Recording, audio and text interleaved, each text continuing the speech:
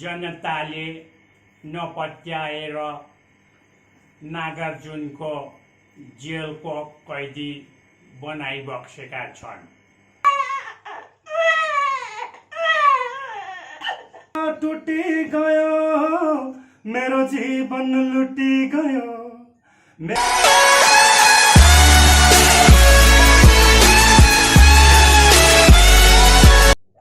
नमस्कार, मेरो नाम चाहिँ युवराज घिमिरे। म चाहिँ मेरो घर चाहिँ बोक्से उदयपुर काइगड पर्दछ। मलाई सानैदेखि यो बाँसुरी बजाउने खुब सोख लाग्यो हुनाले एउटा सानो धुन तपाईँहरूको लागि म प्रस्तुत गर्न लागिरहेको छु। सुनिदिनुहुन्छ भन्ने हार्दिक अपेक्षा गर्न चाहन्छु।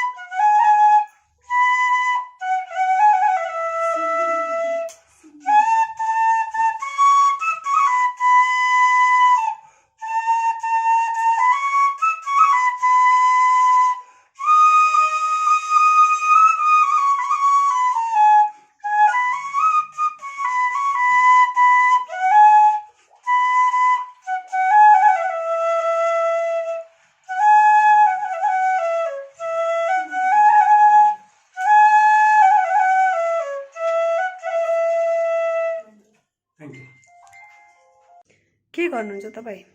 म शिक्षक हो, टिचर हो। अनि साङ्गीतिक क्षेत्रमा पनि लाग्नु भएको रहेछ, त्यसको बारेमा थोरै बताइदिनुहोस् न। साङ्गीतिक क्षेत्रतिर अब म सानैदेखि नै अलिकति यो गायन र बाँसुरीतर्फ अलि थोरै रुचि राख्थेँ र बिचमा लाइभ कार्यक्रमहरू पनि गऱ्यौँ। हामी ब्यान्ड पनि थियो, एउटा किनारा ब्यान्ड भन्ने। हजुर, त्यसमा हामी लाइभ प्रोग्रामहरू अब दोहोरीमा बजाउने, भजनहरूमा बाँसुरी बजाउने गर्दै यहाँसम्म आइपुगेको छु। अनि चाँडै नै बजारमा गीत ल्याउँदै हुनुहुन्छ भन्ने कुरा आएको थियो, के छ यसको बारेमा थोरै भनिदिनुहोस् न। महाराज थापाको एरेन्जमेन्टमा मेरो आफ्नै शब्द सङ्गीत र स्वरमा चाहिँ एउटा चाँडै एउटा मैले अलिक गजल प्याटर्नको एउटा गीत, आधुनिक गीत म मार्केटमा ल्याउँदैछु। चाँडै नै सायद आउँछ होला, 2-4 दिन लाग्छ। यसको थोरै गीत गाइदिनुहोस् न, कस्तो छ तपाईँको गीत, त्यसको थोरै झलक। मेरो सपना टुटी गयो, मेरो जीवन लुटी गयो। मेरो सपना टुटी गयो, मेरो जीवन लुटी गयो। मैले आफ्नो ठानेको मान्छे पलभरमै छुटी गयो। मैले आफ्नो ठानेको मान्छे पलभरमै छुटी गयो। मैले आफ्नो ठानेको मान्छे, मैले आफ्नो ठानेको मान्छे, मैले आफ्नो ठानेको मान्छे पलभरमै छुटी गयो। मैले आफ्नो ठानेको मान्छे पलभरमै छुटी गयो। यस्तै छ। मलाई साङ्गीतिक क्षेत्रमा मात्रै होइन, अरू केही कुराहरू, रमाइला कुराहरू, आवाजहरू निकाल्ने, चराचुरुङ्गीको प्लस केही कुराहरू म चाहिँ मनोरञ्जन गराउने खालका केही प्रस्तुतिहरू तपाईँहरूको सामने प्रस्तुत गर्न चाहन्छु, स्वीकारिदिनु होला। यो चाहिँ नानी रोएको आवाज हो। यो चाहिँ सानो नानीहरू कसरी रुन्छन् भन्ने सानो बेबी क्राई।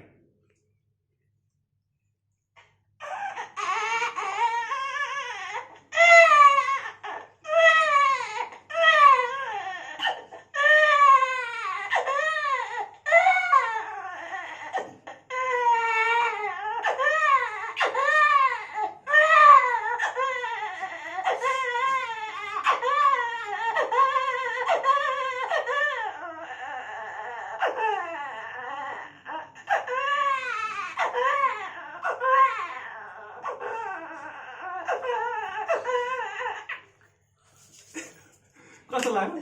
नमस्कार प्यारा देशवासीहरू र ताजा हाम्रा प्यारा नेताहरू, 30 वर्षदेखि चल्दै आएको हाम्रो पञ्चायती व्यवस्थाले सिल्टिमोर खाएको छ।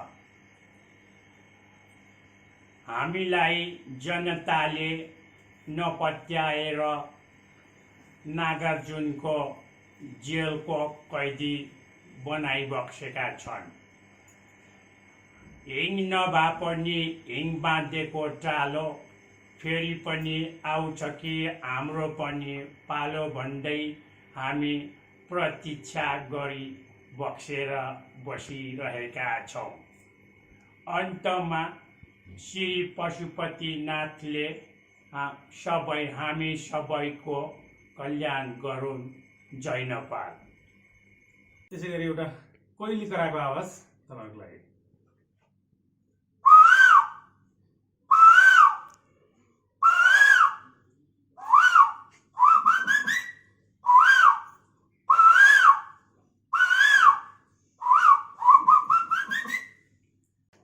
जहाज उड्न लागेको, हेलिकप्टर उड्न लागेको आवाज।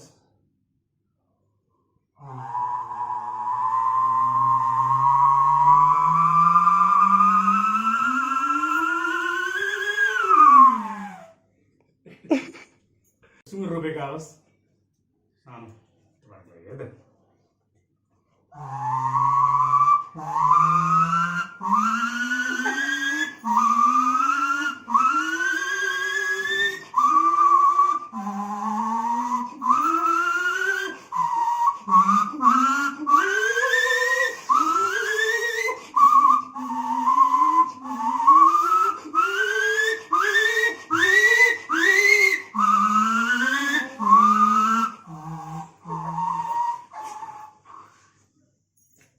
कुकुरको बच्चाको आवाज तपाईँहरूको लागि।